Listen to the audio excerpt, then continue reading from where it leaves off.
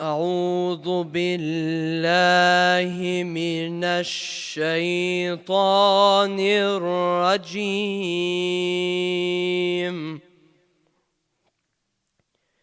بسم الله الرحمن الرحيم.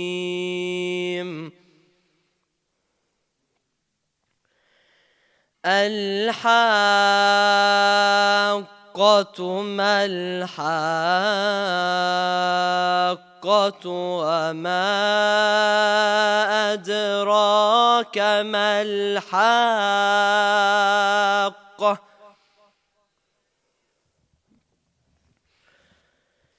كذبت ثمود وعاد بالقارعة. فأما ثمود فأهلكوا بالطاغية. وأما عاد فأهلكوا بريح صرصر عاتية. سخرها عليهم 7 ليال و8 أيام حسوما.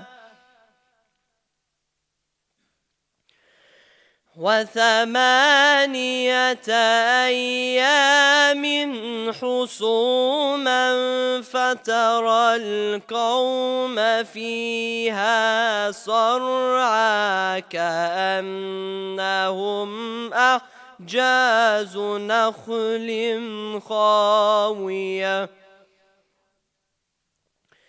فهل ترى لهم من باقية.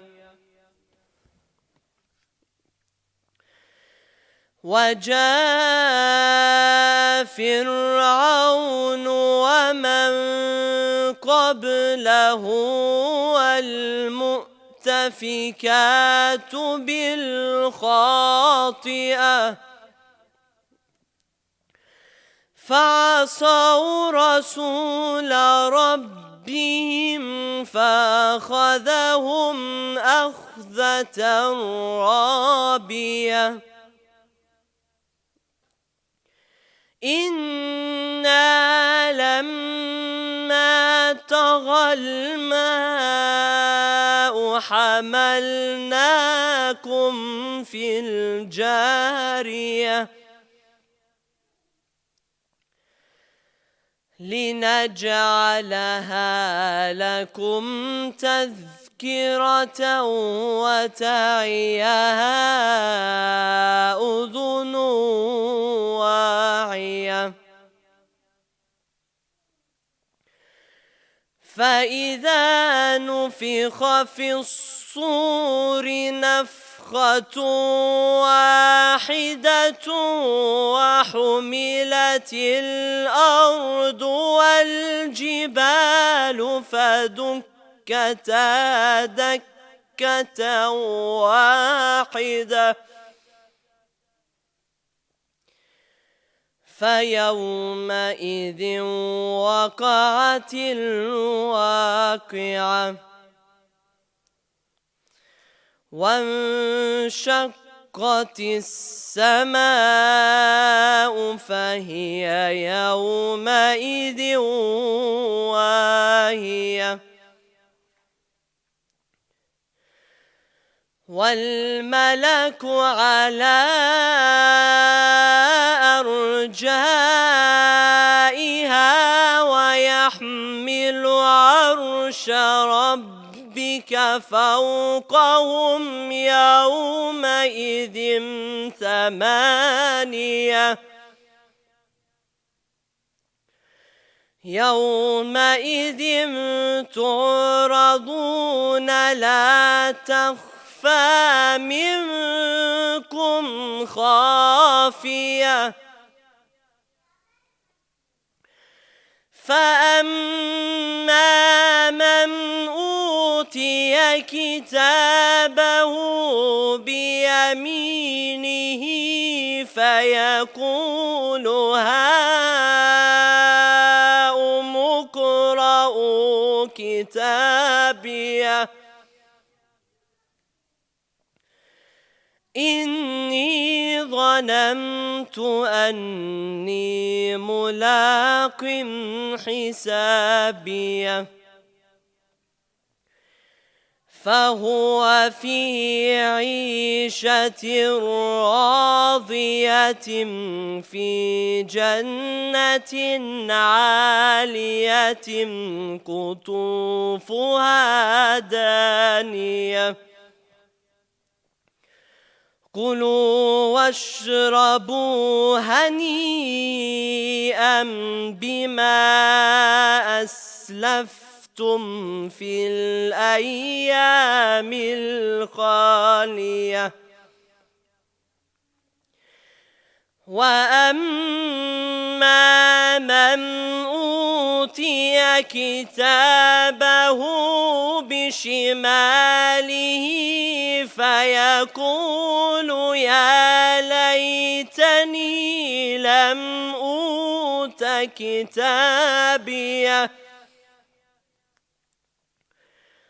ولم أدر ما حسابيه يا ليتها كانت القاضية ما أغنى عني ماليه هلك عني سلطانيه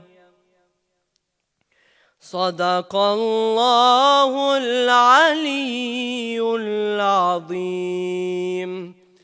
صلى على محمد وآل محمد.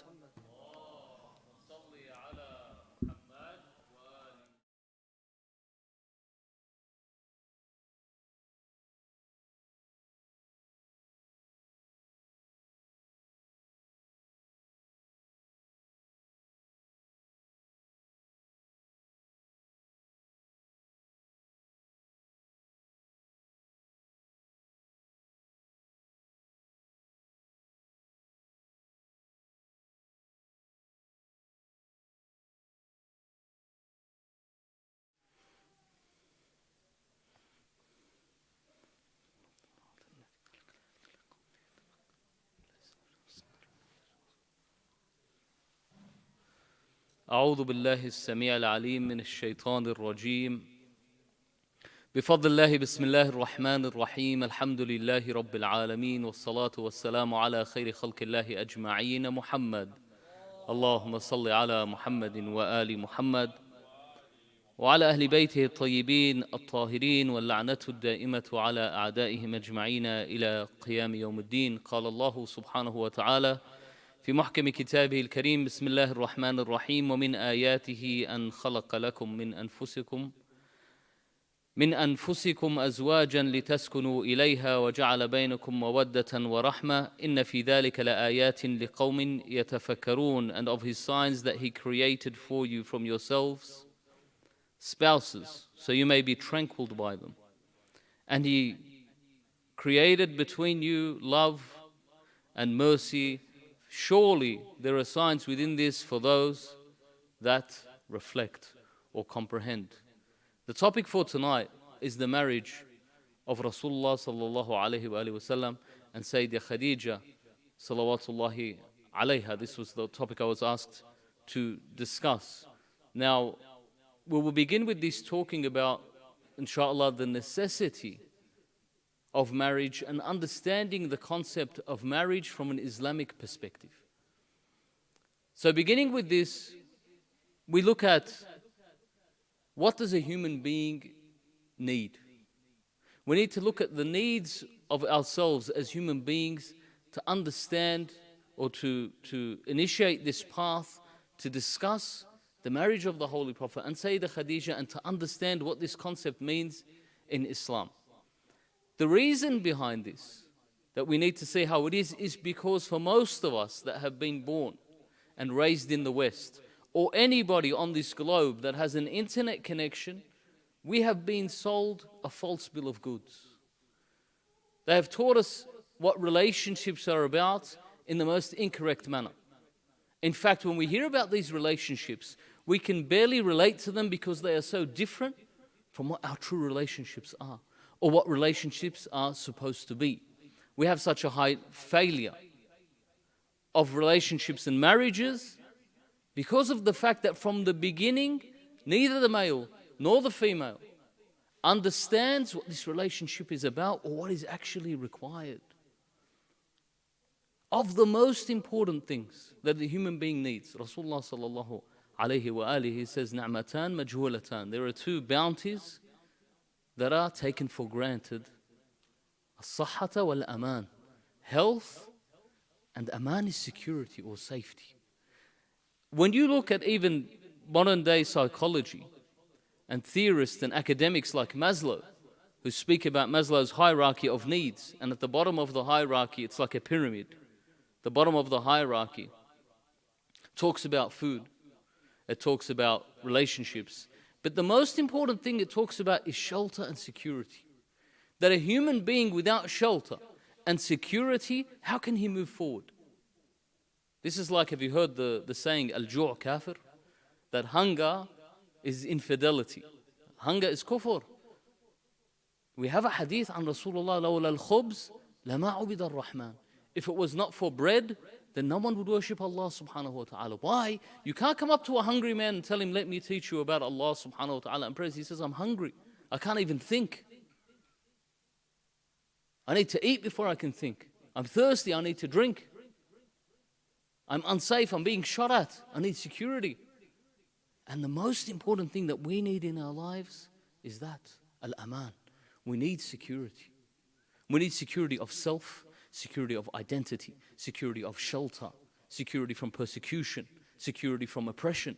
All of these things are essential, and in fact, this is the underlying element that we require in order for us to have a good life. Many of us, we don't think about this. Why? They don't let us think about this. Look at the stories that come up in our news feeds are about people that have hundreds of billions of dollars. Stories that come up in our news feeds are how the economy is going. When they use the word economy, they're not talking about your pocket and my pocket. They're talking about the Nasdaq and the FTSE and the Hang Seng, all right? This is gibberish to anyone. This is basically, they're talking about stocks and shares. They're talking about world markets. Do you know if the market goes up by 60%, I still have the same money in my pocket. And if it goes down by 60%, I still have the same money in my pocket. And if my purchasing power is increased or reduced, then it's just going to be for groceries at Woolies. These guys, when they talk about these percentages, they're talking about their purchasing power. You're talking about buying of countries and governments and massive assets that run whole countries, utilities. This is irrelevant to us. But they want it to be relevant to us. They want you to believe and to think that all of this is relevant to you, but it's not relevant to you. If it affects you, it's very marginally, very slightly, it would affect your life in a very slight way. But they begin to explain to you, so you begin to imagine when you hear about, for example, somebody in the United States, he won $1 billion. But in the US, if you win, there's a capital gains tax like there is in Australia. He had to pay almost half of that. And this was news. So people were like, oh my God, this guy won $1 billion, but he had to pay 464 million in tax. So he only ended up with 500 odd million. It's not that much when you think about it compared to 100 billion, right? Or sorry, $1 billion. So they speak to us in this manner, so we imagine that really we're here, that we may one day make it and become billionaires. This is like a very real thing. Every day we're hearing about what the founder of Tesla or the founder of Amazon or the founder of Microsoft wants to eat, drink, or wear, or tell us how to go to the toilet, or whatever they want to speak about. These are very real things that they talk about. When they tell us these sorts of things, they have us imagining that this is what we'll attain, and therefore we feel insecurity from the moment we begin. So I can't begin my life. Why? I don't own any property. I can't begin my life. I don't have a secure job. What's a secure job, Habibi? A secure job, you have some serious money. Look what people want these days. If I want to buy a handbag for my wife, a designer name handbag, I need, 7 weeks salary to pay it off. How am I going to afford that sort of thing? They make you feel completely insecure. وَالشَّيْطَانُ يُعِدُكُمُ الْفَقْرِ. Shaitan threatens you with poverty. And so we feel this insecurity. When you have this insecurity, you can't eat. If you're insecure, even when you eat, the food has no taste. And this is an essential need. It's an essential need that you have, as we spoke about Maslow's hierarchy and in life. We need that security to understand. We need that security to be able to move on within our lives. One of the most important things we need that security for, that feeling of security, is for us to understand where we belong in the world. As long as they keep that away from you, you never understand where you belong in the world. And so therefore we comprehend relationships as fast relationships. One of the ulama that came from Iran recently, he was telling me, we live in the sandwich era, the takeaway era. I said to him, what do you mean? He said, you tell your wife, cook me a meal, she says, here's a sandwich. And he says, and everything is given like a sandwich. Nobody wants to sit down and listen to a lecture, or nobody wants to sit down and read a book. Just give me a 5-second TikTok about how I can better boil an egg. This is all I want to know. If you're going to sit there and tell me about the aqa'id of our deen, I don't have time to read a book. I don't have 10 hours to read a book. But I do have 70 hours spare to binge watch the last 2 seasons so I can catch up on the 3rd season that just got released. This is the issue that we have. We live in this sandwich era, so people, rather than thinking about marriage, they think, you know what? I'm just going to hit the gym. I'm going to have that look that I look, whatever. I have that sort of body, and I'm just going to go for sandwich relationships. Fast food, takeaway. Go from one sandwich to the next sandwich. This is the era that we live in. They don't think for a second. They think that maybe later, when I get older, I'll settle down and I'll relax. I've had my taste. Maybe I'll think about marriage. And then, when I think about marriage, I'm so picky about everything, as if the perfect man has come to ask for women to marry him. So he begins to judge her based on what he perceives himself to be, not what he actually is. And the sisters are no different. Same thing. Someone comes to ask for your hand in marriage, and you're like, all of a sudden, 6 foot. It's not 6 foot. Don't let him in the door. His height, how he looks, the color of it. We forget what's actually important. How much money does he make? Straight away, you have even people introducing you like that. Well, we have this youth. This youth who's already got a property and an investment property, and I don't even know his name yet. And you're telling us about property and investment property. For the most important thing that we require is to understand that we need security, and that security is through Allah subhanahu wa ta'ala. No billions of dollars are going to save you from death. No billions of dollars are going to save you from judgment before Allah subhanahu wa ta'ala. Imam Ali alayhi salam, he says, La ghaib aqrab min al-maut. There is no absent thing closer than death. وَلَنْ يَنْجُ غَنِيٌّ بِمَالِهِ وَلَا فَقِيرٌ لِإِقْلَالِهِ.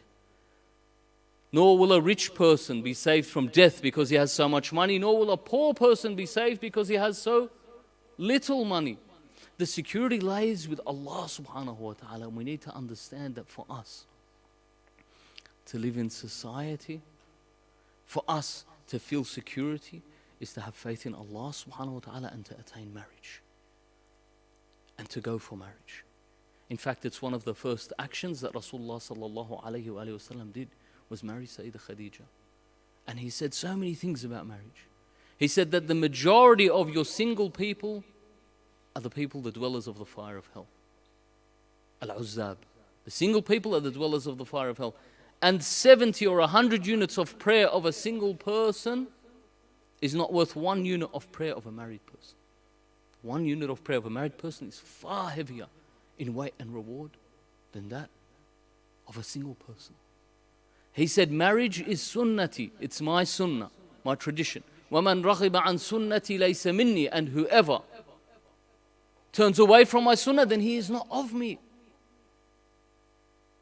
Sayeda Khadija and the marriage of Sayeda Khadija to Rasulullah sallallahu alayhi wa sallam has 2 important points. One is the fact that she asked for Rasulullah sallallahu alayhi wa sallam. In fact, her whole life, she had heard that there would be a prophet that's coming. This is what we have in the narrations. And the Prophet was living amongst them. Now, according to the Sunni school of thought, Sayeda Khadija was born 25 years before Hijrah. So that would mean she was around 40 years old when she married the Prophet, and she had been through 2 previous marriages. According to the Shia school of thought, this is untrue. We don't accept this, we don't agree with this. The 2 people that they claim were married to Sayeda Khadija, and this is a subject for another matter, were from Banu Makhzum and Banu Taym. These 2 people were just names, they have no identities, no history. And they claim that she had children before. This is all untrue. Why? It is the victors that write history. There is a famous saying that Sunni ulama say, but it doesn't exist in the books of Sunnah. They say, خُذُوا نُصْفَ دِينَكُمْ أَوْ ثُلْثَيْ دِينَكُمْ عَنَ الْحُمَيْرَاءِ. That take half of your religion or 2/3 of your religion from the Humayra, the red one. The Humayra is famously Aisha bint Abi Bakr. So he says, take half your or 2/3 of your religion. This hadith doesn't exist in Sunni or Shia books, but Sunni scholars say it. Anyway, that the religion comes from her. And if you look in Sahih Bukhari and Sahih Muslim, you will find a vast swaths of that book are narrations of Aisha bint Abi Bakr. And she is the one that narrated most of the personal life of the Holy Prophet sallallahu alaihi wasallam, as she was his wife. But we know that she had a bias. She hated Sayeda Khadija, even though she never met her. She didn't like Sayeda Khadija, she was jealous of her, and she would say that. She would say that I would sit with the Prophet, and when the Prophet heard Sayeda Khadija mentioned, he would cry. And she would say to him, why are you crying over Ajuzun Hamra? She's an old red woman, and Allah gave you better than her, me, Aisha. You know, I'm better than her. And Rasulullah would say, you are not. For Sayeda Khadija believed in me when you belied me. And Sayeda Khadija, she supported me when everybody else left me. Or he said, when you left me, meaning your ilk left me. And Allah subhanahu wa ta'ala gave me offspring through Sayeda Khadija. In fact, he would love Sayeda Khadija so much, Aisha says herself, that I was always jealous. أخذتني الغيرة. They would be jealous that why are you speaking about this dead woman? But look what you have here, something that's much better. Prophet said no. And in fact, he wouldn't stop his love for Khadija. He even said, when they asked him, he said, Allah razaqani hubbuha. That Allah has given me the bounty of the love of Sayeda Khadija. Why? Because she was there for me where nobody else was. Let me digress and return back to the original point. We need to understand that within our lives, for us to advance, for us to attain security through faith in Allah subhanahu wa ta'ala and through marriage. Because what is our job on this earth? I'm not going to be young and handsome forever. I'm not going to be young and beautiful forever. These things go. But for me to take part in society, I need to contribute to society. And the best contribution I can make is having good children, making good children, looking after good children. This comes through marriage. You need to understand the importance of this and the fact that from an Islamic perspective, it can only come through marriage. Why? We'll just hit on this a few quick points because I don't want to take too much of your time. Sallu ala Muhammad wa ali Muhammad. Allahumma salli ala Muhammad wa ali Muhammad. Is this water drinkable or is it full of microplastic? Athani ala Habb al-Zahra. Allahumma salli.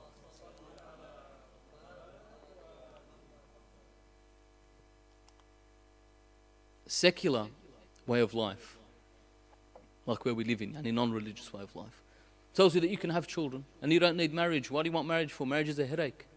If you want to go get married, you have to go and ask for the girl's hand, and then after you ask for the girl's hand, you're going to have tulbi, and after tulbi, you're going to have high tea, and after high tea, you're going to have bridal shower, and after bridal shower, you're going to have engagement, and after engagement, you're going to shake.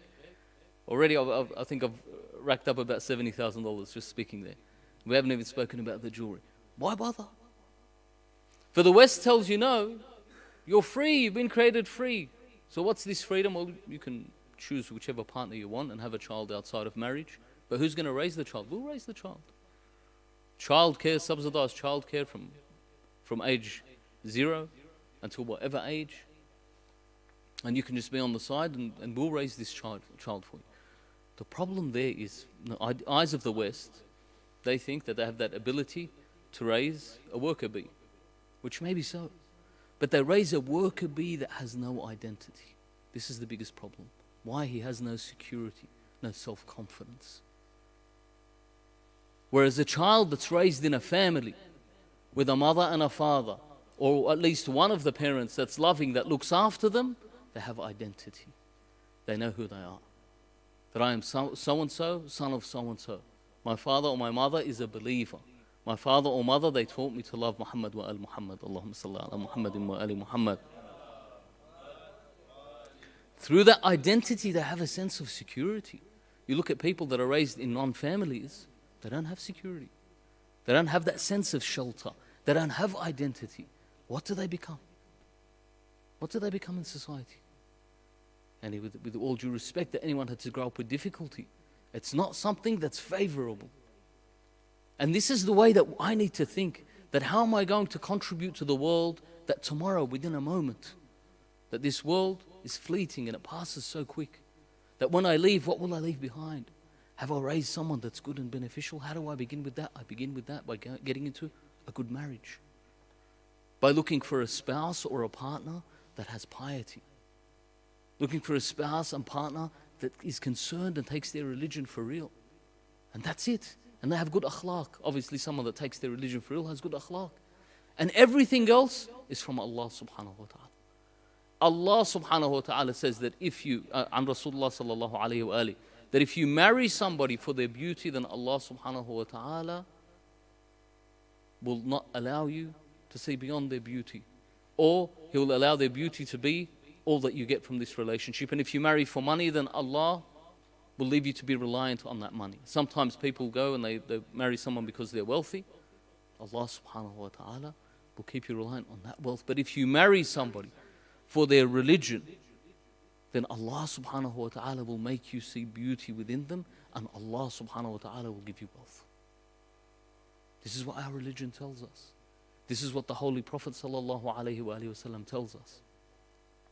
So the Prophet, when he married Sayeda Khadija salawatullahi alayha, and I just want to mention one story of the actions of Sayeda Khadija, inshallah, and I don't really know how much more time I have with this lecture, but we need to have, before I mention this story about Sayeda Khadija, we need to have this understanding for ourselves, and we need to teach our youth this. That for our youth, this is what you're meant to be aiming for. This is your goal in life. Your goal in life isn't everything else that we've been taught and it's been thrown on top of our heads from secular society. No. The problem is we teach them this how? For absolutely no reason. For example, and I know some people have good reason to put their children in childcare. Some people for no reason. Do you know the importance of what they learn with you is more important than anything else? In childcare, they're going to learn to write their name? Or what? They're going to watch 3 hours of YouTube? Do you think that the person looking after them is going to have more mercy than their birth mother? Of course not. Some people have no option, I understand. I'm not putting it on anyone that doesn't. But if you do have the option, definitely. If you're going to send your child to childcare just so you can be at the gym, or you can go and join some new age exercise movement, or you can spend your days in cafes and brunches, this is unfair. It's unfair upon that child. Because that child, yes, he'll enter kindergarten and they'll say, wow, you know your letters. But he'll be devoid of a strong identity. He'll be devoid, especially like on these nights, Tis'a Rabi'ah. This is when we celebrate Farhat al-Zahra, which is the death of the zalim, the oppressor. The death of the oppressor, it's days of celebration, other than the wedding of Rasulullah and Sayeda Khadija. These things create the identity of the child. Because then the child begins to understand that I should be happy when the oppressor dies. You know, when someone dies, they say, oh, he's dead now, you can't talk. No. If he's an oppressor, then it's a day for celebration. When people that are supporters or leaders within the Zionist entity die, we are happy for this. Of course we are. Then prosecuting us and persecuting us and oppressing our people for so many years is a time of happiness. For the people that oppress the Holy Prophet and Fatima al-Zahra salawatullah alayha, when they die, it's a day for celebration. Our children need to know this. They need to know that they are people that love Ali ibn Abi Talib and they hate the enemy of Ali ibn Abi Talib. This is our religion in one sentence. The whole deen is that. The problem is we don't give them that identity. They grow up and they say same, same, same, same. Everyone's same, same. Habibi, if everyone's same, same, what do you stand for? What are your values? This is the problem. This is the big problem that we have. We done for time, Sayyid? We're good for time? Sallu ala Muhammad wa ali Muhammad. But coming back to that concept of marriage, this is what it is about. Let me tell you a story, just to sort of, as they say, lattaf jow, to make it a little bit lighter on the ears. I know it gets boring sitting down listening. It doesn't get as boring for the speaker just keeps speaking, but for the listener, definitely. So if you want to hear this cool story about the secrets of women, sallu ala Muhammad wa ali Muhammad. Allahumma salli ala Muhammad wa ali Muhammad. So I think Alam al-Majlisi mentions this story. It could be him or Ayatollah Dastaghaib, rahmatullah alayh, Shahid al-Mihrab. He mentions this story where he says there's a alim deen that back in the old days, today, alhamdulillah, you want to research something, you just go onto Google or Google Scholar, for example, if you want to look up research papers and scientific papers. It's easy, you write a few keywords and you find heaps of them. In the old days, they would go from city to city. They'd hear there's a alim, for example, in Nishapur. They'd go to Nishapur, a city in Iran. They'll sit there, they'll learn under the alim until he can't teach them anymore. Then they tell him, where should I go? He says, there's another mathalan alim in Mashhad. So then they'll get up and they'll travel to Mashhad. Some of them, they travel all over the world. Alam al-Amini, for example, traveled all over the world, seeking knowledge under new teachers. So this man, one of the scholars, he decided he had learnt so much, he said, but I want to understand the power of a woman, the secret of the power of a woman. So he began to travel from place to place, trying to learn this off a man, and obviously he's not going to learn it off a man. It's a bit difficult because it's the secret of the women. So eventually, he reaches a place during his travels. It's an oasis. There's a well, and there's people getting water from the well. And there he sees a woman that's a little bit older. And she looks at him, she says, you look like a student of religion. He says, I am. She says, what knowledge are you looking for? He said, you wouldn't know. You wouldn't be able to tell me. She said, try me. He said, you wouldn't get it. Come on. He said to her, all right, I want to learn the secret of the power of women. Where does it lie?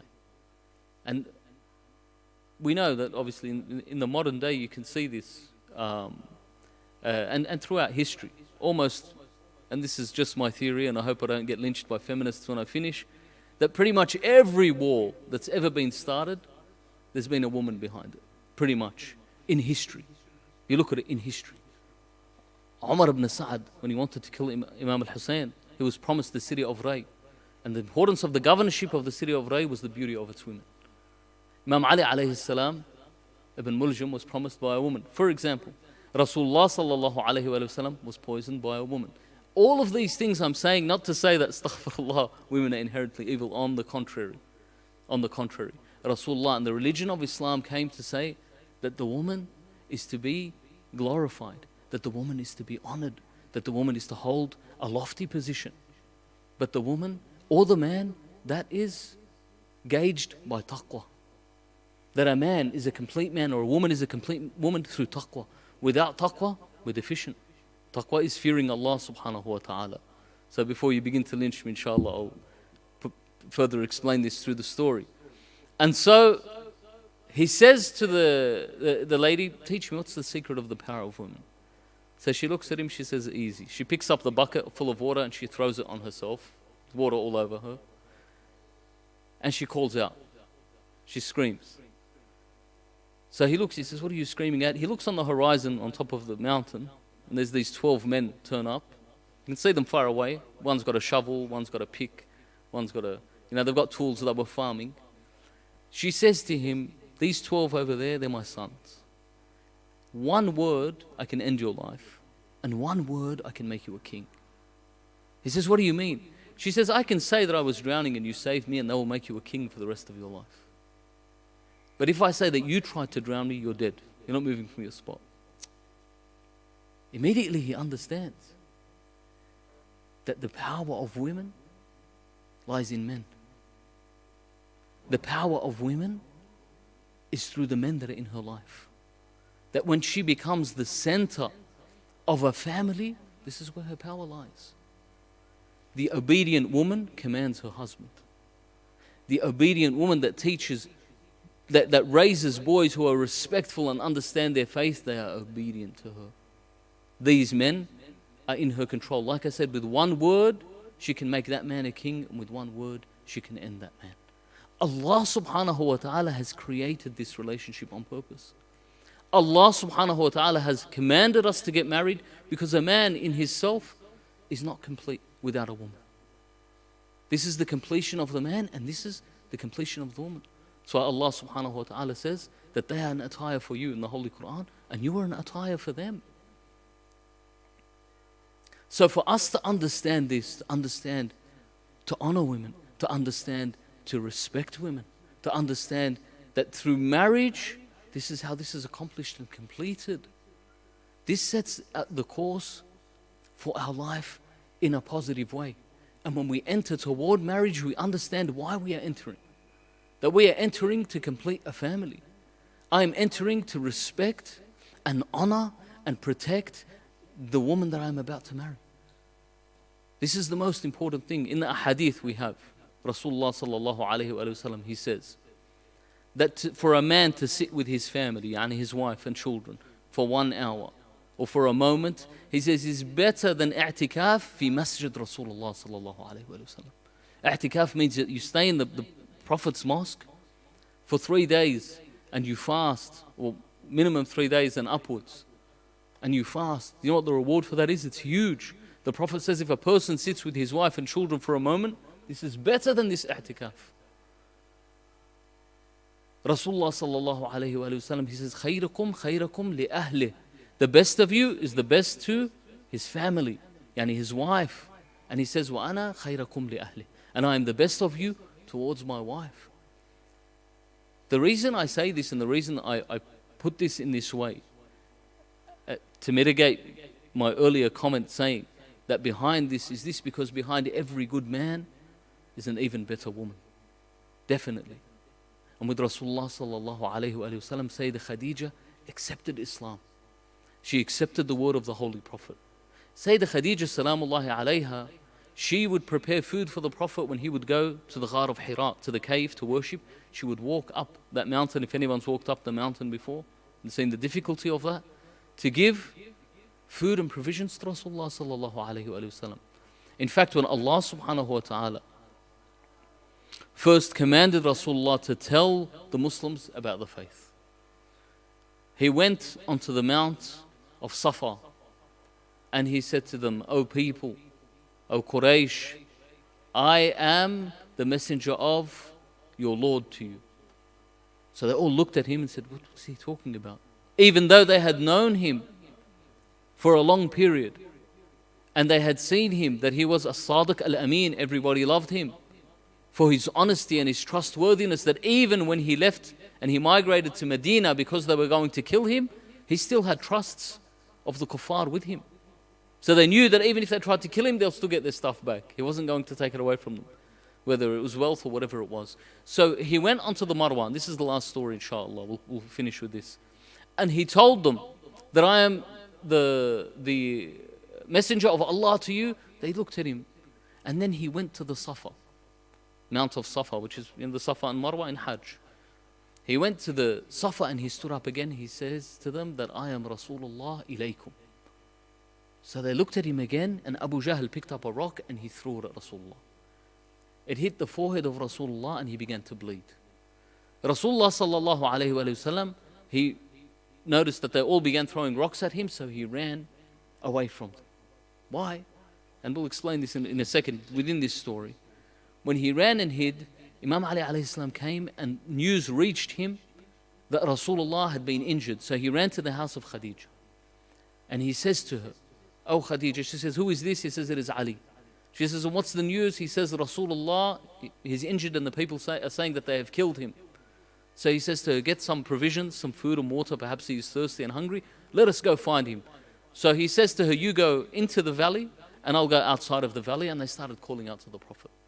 So Sayeda Khadija salamullahi alayha was calling out to him, saying, O pure one, O Prophet of Allah, O Muhammad, Allahumma salli ala Muhammadin wa ali Muhammad, Allahumma salli ala Muhammadin wa ali Muhammad. Where are you? Are you injured? Are you harmed? She's looking for him, to find him. During that moment, Jibreel came down to Rasulullah. And Rasulullah said to him, I told the people what I was meant to say, to tell them, and look what they have done to me. So Jibreel says, give me your hand, Ya Muhammad. He grabs his hand and he lifts Rasulullah sallallahu alayhi wa sallam, and he places a rug underneath him and tells him to sit down. He says to him, O Prophet, do you want to know your status in the eyes of Allah? And the Prophet says, yes. He says to him, Ya Rasulullah, tell this tree over there to come towards you. So Rasulullah says to the tree to come towards him, the tree comes towards him and prostrates before Rasulullah. Then he says, tell it to return, and it shall return. And then the angel Ismail, the keeper of the heavens, comes down, the keeper of the heavens of the earth, he comes down. He says to him, Ya Rasulullah, if you will, I will allow the stars to rain down upon their heads. And then the keeper of the sun, an angel, comes down. And he says, Ya Rasulullah, if you will, if you want me to, I'll bring this sun down upon their heads and burn them all. And then the angel that's the keeper of the earth says, Ya Rasulullah, if you want me to, I will swallow these people exactly how they are and have them inside the earth, just like they were standing on my back. And so on, angel after angel comes and tells him this. So Rasulullah raises his hands into the sky. He says, Allahumma aghfir li qawmi fa innahum la ya'lamun. Oh Allah, forgive my people, they don't know what they're doing. They don't understand. This is the mercy. He says, Ya Allah, you sent me as Rasul al-Rahmah, as a prophet of mercy. So Sayeda Khadija then finds him. She takes him and she says, come back to the house. When she brings him into the house, one of the mushrikeen sees him and they follow to the house. They begin to throw stones at the house until Sayeda Khadija protects the Prophet with her body. And then she turns to the people and she says to them that me, Khadija, a free woman, is being stoned in her own house. They felt ashamed and they backed away. If this action of Sayeda Khadija, I believe, is enough to show you how much she loved the Prophet and how much she protected the Prophet, how much she believed in the Prophet, and what a good wife she was. My brothers and sisters, women like this are gems. The Prophet says that a woman like this, a good, pious, believing woman, deserves gold because she is more valuable than gold. This is a saying of the Holy Prophet ﷺ, that these women deserve to be honored, women that are pious, women that respect the hijab, women that have faith, women that are strong in their faith. These are women that are honored and honorable. Inshallah, all our women become of these women, or are of these women. But when I spoke about women causing wars and the rest of it, look which women I was talking about.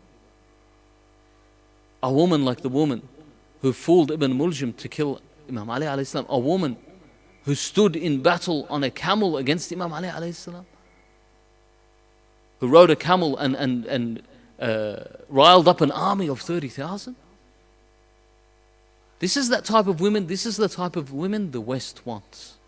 Look at us today. Someone was telling me, because I don't keep up with that show, that some girl in this reality TV show that I don't want to mention had a surrogate child, for example. And then she's happy that this is because she doesn't want to wreck her body. She basically paid another woman to have a child. This is what I hear. Whether it's true or it's not true is another story. The point of the matter is these are the sorts of women that are being touted as role models for our women. For all the women. We seek refuge in Allah subhanahu wa ta'ala. For it's important for us to understand this and to teach our children first about the rightful way for them to progress within their lives. We ask Allah subhanahu wa ta'ala to protect our youth. We ask Allah subhanahu wa ta'ala to show our youth and protect them the righteous path, inshaAllah, through marriage and creating families, inshaAllah, and being strong to the faith. And most importantly, we ask Allah to hasten the reappearance of our holy Imam, Ajala Farjul Sharif. We ask Allah subhanahu wa ta'ala to have mercy on our dead, to cure our sick, and to have mercy on the people who established this mosque and maintain this place of worship and keep it as a place that's active for prayers and lectures and gaining nearness to Allah subhanahu wa ta'ala. We ask Allah to have mercy upon their deceased. Inshallah, before we complete, we do dua al-faraj. Bismillah ar-Rahman ar-Rahim. Allahumma salli ala Muhammadin wa ali Muhammad. اللهم كن لوليك الحجة ابن الحسن صلواتك عليه وعلى آبائه وفي كل وليا وحافظا وقائدا وناصرا ودليلا وعينا حتى تسكنه أرضك طوعا وتمتعه فيها طويلا برحمتك يا أرحم الراحمين. And upon those that we mentioned earlier, please recite a Fatiha with the loud salawat ala Muhammad wa ali Muhammad. Allahumma salli ala Muhammadin wa ali.